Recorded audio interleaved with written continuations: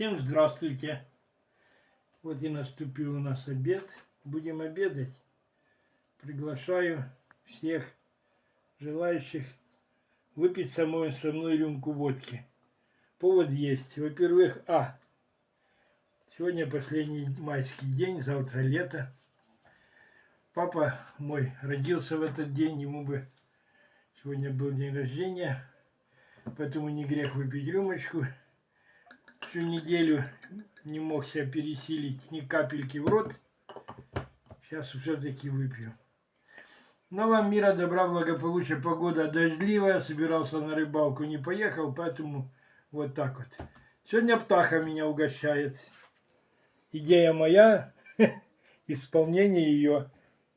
Так что на вид аппетитно. Сейчас будем пробовать на вкус. Всего доброго. До свидания.